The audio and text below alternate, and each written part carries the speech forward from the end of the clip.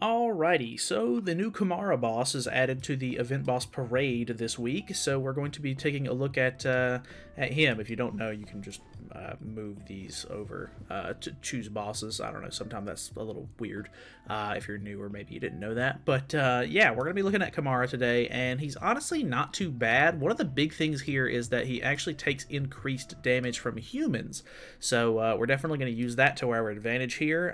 We're going to try to go, pretty free to play friendly here at the beginning, and then I'll probably try a run with Escanor like I did last time with Malik, just to see how well he does, because he's obviously a pretty new character that a lot of people summoned for, so you probably have him. So a couple of things to mention is that he is going to do increased damage whenever you're poisoned, so you definitely want to avoid that if possible. You cannot attack, seal, and debuff disable at the same time, so I'm going to be running Red Slater to debuff disable, because as you can see in Phase 1, 2 out of the 3 cards that he has are debuffs, and then in Phase 2, he has 2 attacks, 2 debuffs. So that'll be really nice to just try to hopefully get him away from being able to do those as much as possible. But other than that, I mean, you don't want to use buffs if possible, because it increases the hero's basic stats by 10% for each battlefield buff. So you're not going to want to use like just any sort of character that does like big buffs. This is the team that we're going to be messing around with today. I know that Bond's a little weird, but I figured I would literally just keep it as like dumbed down as possible, so that way you would understand that if you have anything better than these characters, which I'm sure you probably do, you can just put that into the team and slot it in instead, and you should be pretty much good to go. I do recommend, if you haven't powered up Red Slater, that you do that, because he is honestly a really nice character to have powered up. So is this extort? No, this is attack related stats lower, which is actually pretty good. So let's actually debuff him first. We'll lower his stats, and then I think we'll just hit him with both of these cards really quickly and see how this does turn 1. So, okay, 66k. This is the highest difficulty. So obviously, if you're maybe a newer player and you just want to kind of chill out and not have to, stress over playing some of these game modes, I definitely recommend that you maybe just lower the difficulty. You'll have to do more runs overall to clear the exchange shot, but at the end of the day, the less stress, the better, if I'm being completely honest. So what does this do? Okay, this is another debuff disable, so I guess we can just... well, should we save that for the next turn? I think we should. So let's go ahead and hit him with this. We'll hit him with this. And then I think we'll use both of Arthur's cards to just try to see if we can push phase here. Obviously, this isn't going to be like a fast clear team or anything. I'm just kind of wanting to get across the point that this guy's pretty easy. He's not really that difficult. You just need to, put a halfway decent team together and you should be fine. Obviously, if you, focus on humans, you'll do a little bit more damage there, which is obviously really, really nice. So we have a ton of Death Pierce cards, so I think we're just going to go for the merge here and try to clear up as much hand space as we can possibly get. We'll get Death Pierce's ultimate here, but I'm not sure how handy that will be.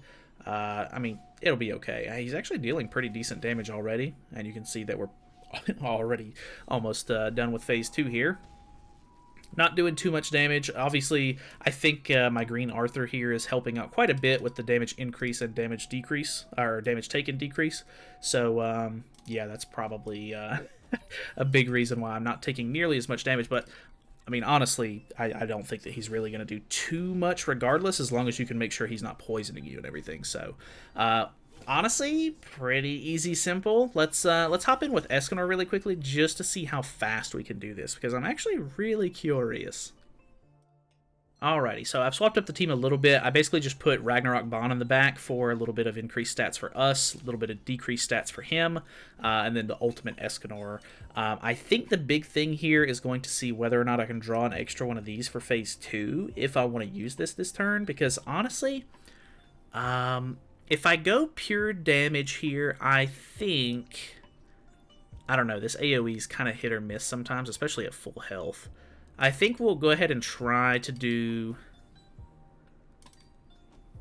should I go for this? I think we might go ahead and guarantee the kill here, and maybe just hope that we get an extra card. I'm interested to see how much this does. Okay, this is actually pretty good. I definitely could have got away without it, I think. Well, maybe. I don't know if I could have had... I don't know if anybody else would have done that much damage, actually. Ooh, that that probably would have cleared the phase by itself. I probably could have just moved cards around. Okay, we don't get an extra Escanor card, unfortunately, so I'll probably have to try to mess around and figure out a better team comp that I can do this in 2 turns with, if possible. I don't know, if you have any suggestions or anything, let me know, but obviously, if you have Escanor, he's probably going to absolutely dominate this thing. I think maybe taking Slater off, if I'm just going to go pure damage, and then putting someone else on who can at least try to make up the damage difference, would be best case scenario here, just to make sure that I can 2 turns, so that way I can either keep Escanor's single target card in hand, or, I don't know, you just use it and then rely on the other character in turn 2. So let's just use the level 2 outright here and see how that does. And this will pretty much be it. So, yeah, I don't know. Thank you guys so much for watching. Hopefully you guys enjoyed the video. If you have any other team suggestions or anything like that, leave them down in the comments. I'm sure some people will find that helpful. But that is it from me. So I will see you guys later.